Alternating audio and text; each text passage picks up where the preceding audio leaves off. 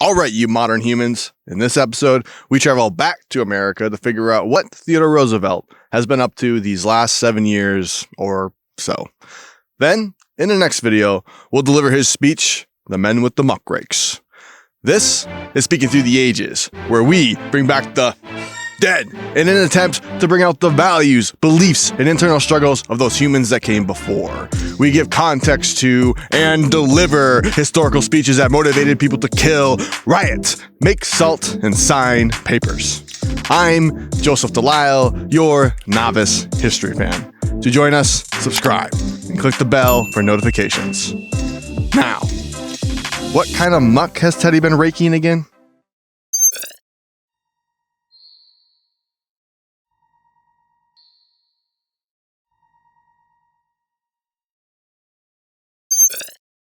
Our last few speeches have been delivered by numerous British historical figures, but our first speech given on this channel was the Strenuous Life, given by the governor of New York in 1899, Theodore Roosevelt.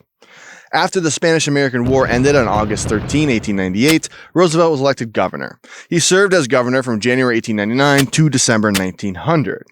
However, his stance against corruption irritated other New York politicians and businessmen, including the big boss of the New York Republicans, Senator Thomas C. Platt.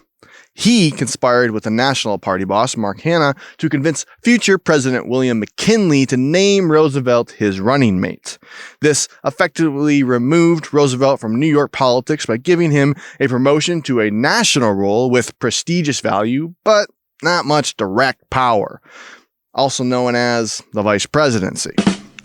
Roosevelt campaigned strenuously for McKinley, traveling 21,000 miles to speak in 24 states. They beat Democrats William Jennings Bryan and Adlai E. Stevenson by a landslide. Then on September 6, 1901, anarchist Leon Czolgosz shot and killed William McKinley, making Roosevelt the youngest president in history at the age of 42. Shortly thereafter, he invited Booker T. Washington, the American educator, author, orator, and leader in the African American community, to the White House.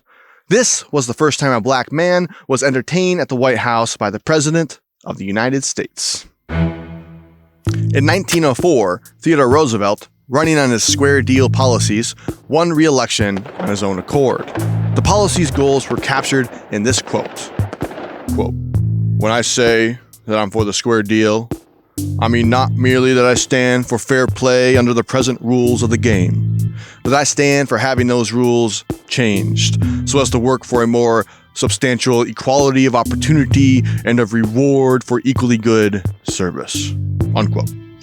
Roosevelt's goals were threefold: conservation of natural resources, control of corporations, and consumer protection. He proved to be very effective accomplishing these goals. President Benjamin Harrison, Grover Cleveland, and William McKinley combined only brought 18 antitrust suits under the Sherman Antitrust Act of 1880. Roosevelt brought 44. Breaking up the Northern Securities Company, the largest railroad monopoly, and regulated Standard Oil, the largest oil and refinery company. Roosevelt established the U.S. Forest Service when 5 national parks were signed into law. Roosevelt also created 18 new U.S. national monuments, the first 51 bird reserves, 4 game preserves, and 150 national forests. Using a combination of congressional laws and executive order, the total area he placed under protection was about 230 million acres. Roosevelt was the first president to help settle a labor dispute. The coal strike of 1902 was threatening a national energy shortage. Roosevelt negotiated to get the miners more pay for fewer hours, although he did not get them union status recognition. Roosevelt was now the leading figure in the progressive movement, a movement driven to correct for the problems caused by the Gilded Age. Issues created by industrialization, big monopolies, urbanization, and bad immigration laws. Tired of waste, inefficiencies, and injustices, the progressives sought to reform national and state politics. Reform by finally enforcing the Sherman antitrust laws to break up monopolies. Reform by creating regulatory agencies to regulate industries like meatpacking. And reform by cracking down on corrupt politicians and business bosses. The progressive politicians needed journalists, authors, and activists to expose corrupt entities. Authors like Upton Sinclair, the author who unveiled the meatpacking industry's disgusting and nasty practices in his famous book, The Jungle. Politicians needed those individuals willing to rake up the muck, collect information, and unveil the truth. Theodore Roosevelt tips his hat to those investigative journalists and puts them as the cornerstone of the movement by drawing the analogy between the man with the muck-rake from the literary piece The Pilgrim's Progress by Paul Bunyan. We shall see exactly how in Theodore Roosevelt's speech, The Men with the Muck-rakes, in our next video.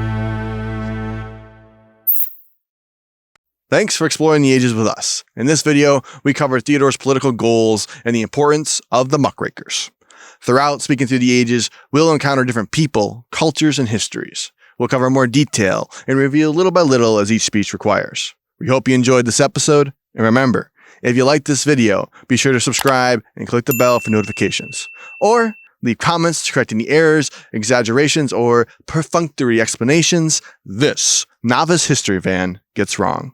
See you next time, where the dead teach.